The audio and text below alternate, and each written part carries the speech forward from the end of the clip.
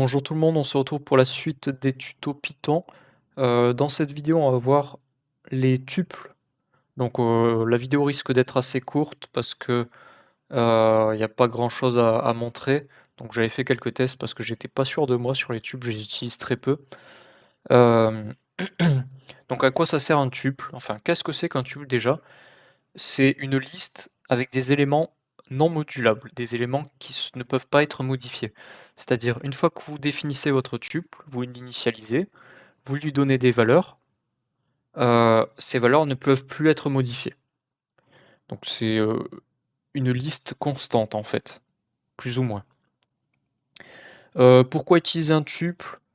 C'est si vous avez besoin, par exemple, vous avez des constantes, vous souhaitez les mettre dans une liste, plutôt que de les mettre dans une liste, vous pouvez les mettre dans un tuple. Ça fera économiser un petit peu de mémoire. Autre, cas d'utilisation, les tuples peuvent être utilisés en tant que clé d'un dictionnaire. Donc le dictionnaire, c'est un autre type de Python qu'on n'a pas encore vu, qu'on verra dans les vidéos qui arrivent. Heu, Ça peut être utilisé en tant que clé de dictionnaire, alors que les listes, non. Ça, il faut bien le retenir. Tuple pour clé de dictionnaire, oui. Liste pour clé de dictionnaire, non. Comment on définit un tuple? Donc on va mettre tuple 1 est égal à parenthèse ouvrante, parenthèse fermante, tout simplement. Un tuple avec un seul élément, ça sert pas à grand chose, je vous l'accorde. Mais si vous voulez savoir comment faire un tuple avec un seul élément, il faut juste mettre A, virgule. Si vous mettez pas la virgule, ça ne sera pas un tuple. Un tuple avec plusieurs éléments,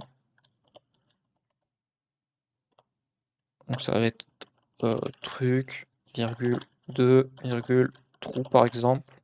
Donc là, vous voyez, j'ai mis plusieurs types dans un même tuple. Donc pareil que pour les listes, c'est autorisé. Pour accéder à à un élément d'un indice donné, c'est pareil qu'une liste. Vous mettez tuple 3, 2, 2 par exemple. Ça va me renvoyer trou. Voilà. Qu'est-ce qu'on peut faire d'autre avec les tuples? On peut faire des listes de tuples. Donc pour faire une liste de tuples, je mets tuple 2, tuple 3 entre crochets comme ça. Je vais faire un print de liste. Vous voyez, ça me renvoie bien une liste de tuples. Donc ça peut être utile dans certains cas vraiment particuliers, je pense.